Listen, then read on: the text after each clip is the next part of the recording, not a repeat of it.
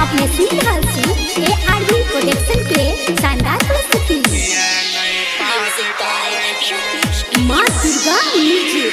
पढ़ाई छै गोरी गोरा गम्मा में किया नहीं पास करे छै।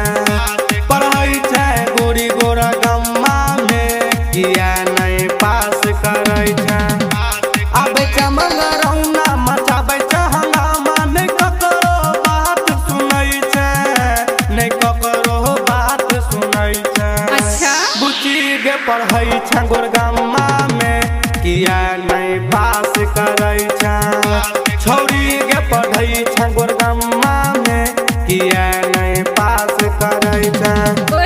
आबे छै मंगरौना मचाबे छै हंगामा, नहीं ककरो बात सुनै छै, नहीं ककरो बात सुनै छै। अच्छा बुची गे पढ़ाई छै गोर गम्मा में किया नहीं पास करे छै। छौरी गे पढ़ाई छै गोर गम्मा में किया नहीं पास करे छै।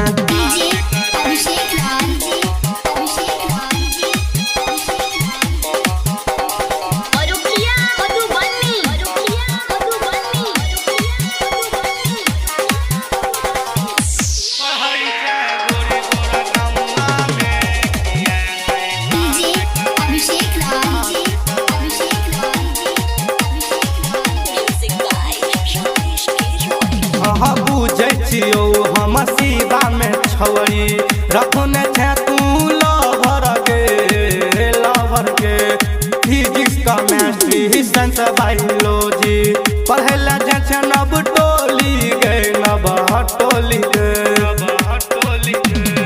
अच्छा पापा के अपन पगड़ी समझ के गाँव नगरी गिसगरो नाश करै छी, तबो नहीं क्लास करै छी। गोरी गे पढ़ाई छै गोर गम्मा में किया नहीं पास करे छै। पढ़ाई छै गोरी गोरा गम्मा में किया नहीं पास करे छै गे।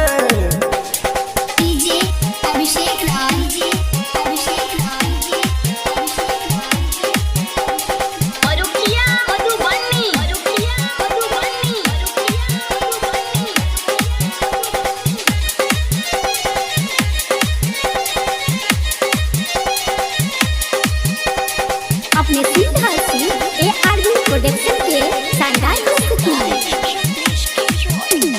लवर के संगे घूमै ले गोरी जाइ छै अंधरा बाजार गई बाजार गई। चंदन चना चल किन दे तो लहंगा अकरे बना ले भतार गई भतार गई। घूमे तो मधुबनी गई किन दे तो ओढ़नी जखनी बर्दाश्त करै छै, जखनी बर्दाश्त करै छै।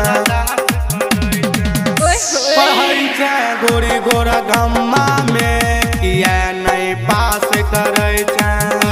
पढ़ाई छै गोरी गोरा गम्मा में किया नहीं पास करे छै।